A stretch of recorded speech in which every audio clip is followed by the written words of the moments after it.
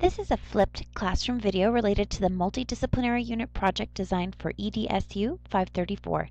This unit focuses on the essential question, what are the impacts of tobacco on the world?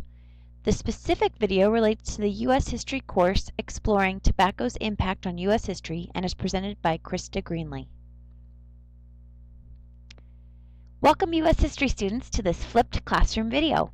We're about to embark on a unit related to the impacts of tobacco on U.S. history, and this video is designed to give you some background on the origins of tobacco and also to introduce the research projects we'll be working on for the next couple weeks.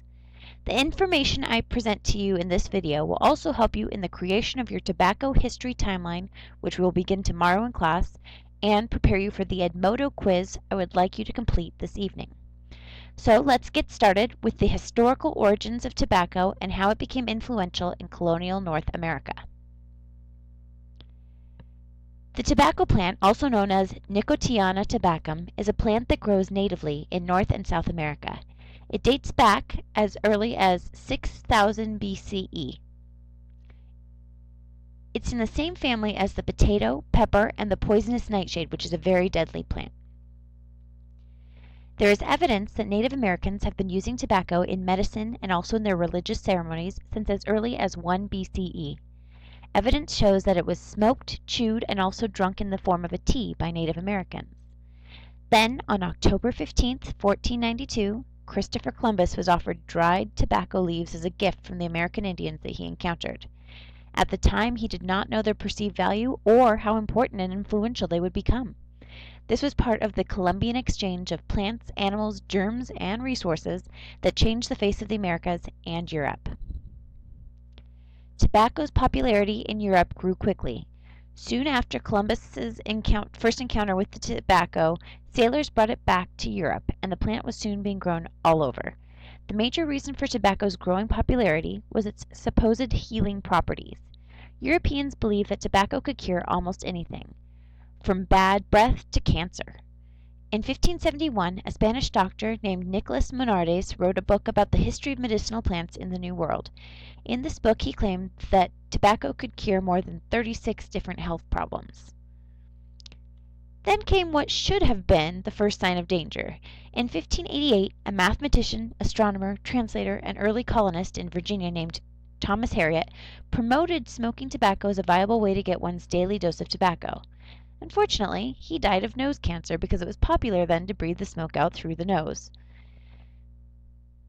Throughout the 15th century, tobacco's popularity and influence grew. During the 1600s, tobacco was so popular that it was frequently used as money. It was literally as good as gold. This was also a time when some of the dangerous effects of smoking tobacco were being realized by certain individuals. In 1610, Sir Francis Bacon noted that trying to quit the bad habit was really hard, or in other words, tobacco is addictive. In 1632, 12 years after the Mayflower arrived in Plymouth Rock, it was illegal to smoke publicly in Massachusetts, although this had more to do with the moral beliefs of the day than with health concerns about smoking. Another health warning came during this time from King James I, who was the first monarch to rule over a unified Great Britain, meaning he was in charge of not only England but also Scotland and Ireland. In his counterblast to tobacco in 1604, he denounced tobacco, saying, "Smoking is a custom loathsome to the eye, hateful to the nose, harmful to the brain, dangerous to the lungs, and the black stinking fume thereof nearest resembling the horrible Stygian smoke of the pit that is bottomless." So he obviously did not care for the idea of tobacco or smoking. Unfortunately, these warnings did nothing to stop the next big event in the history of tobacco. Jamestown was the first permanent English colony in North America and was founded in 1607. I emphasize permanent because some of you may remember from previous history courses that there was a failed colony on the island of Roanoke prior to the establishment of the Jamestown colony. The Roanoke colonists all disappeared mysteriously, leaving behind only the carved word Croatoan on a tree. Therefore, Jamestown settlement, which is in what would become Virginia, was a second attempt of the English to colonize North America and to find raw materials that would be lucrative exports. The London Company, who was responsible for funding the colony, was seeking profits. Among the colonists of Jamestown was John Rolfe, who arrived on the third supply fleet to Jamestown. You may know him as the husband of Pocahontas. And no, it was not John Smith as the Disney movie would have you believe. His marriage is not John Rolfe's only claim to fame. In 1612, he was the first to successfully propagate a commercial harvest of tobacco. After that, tobacco quickly became one of the cash crops of the New World. So, what is a cash crop? It's a crop specifically grown for the purpose of making profit. This is done by monocropping, which is the process of growing a single crop on a piece of land. Other cash crops in the colonial period and early American history include cotton, sugar, and indigo.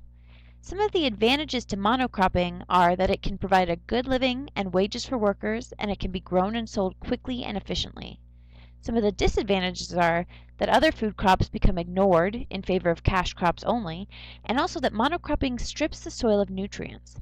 This is definitely true of tobacco. While it was very profitable and easy to export, it did great damage to the land on which it was planted and also was very labor intensive, which led to its next big influence on history.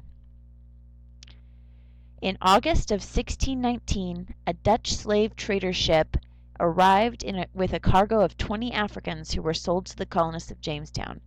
These were the first African slaves to arrive in North America, even though slaves were already in the Caribbean working on the sugar cane plantations. These first Africans to arrive were considered indentured servants and were meant to be freed upon completion of their term of service in the same way that poor, white indentured servants from Europe would work a number of years to pay back their benefactors for their travel expenses to the New World. Tragically, due to high demand for labor, Africans soon became driven to a life term, or basically slavery. This is not to say that tobacco is the entire reason that African slaves were brought to North America, but it was one of those cash crops that encouraged this horrible development. This basically brings us to the start of U.S. history, which is where we will pick up tomorrow as we begin working on your group projects. Over the next couple weeks, your research groups will be exploring different ways tobacco has impacted the course of history in the U.S. Some of the research topics include race, politics, economy, gender, advertising, health, legislation, and World Wars I and II.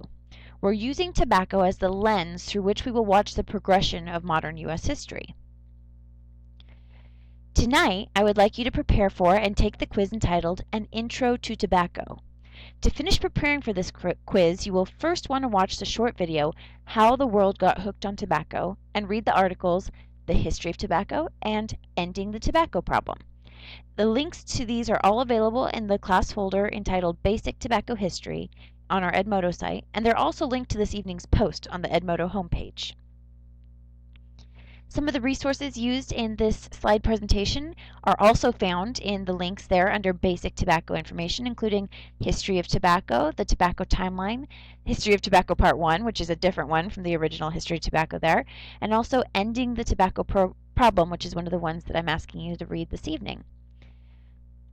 Well, that's going to be all for tonight, so we'll see you tomorrow to begin our group research projects, and good luck with your quiz tonight.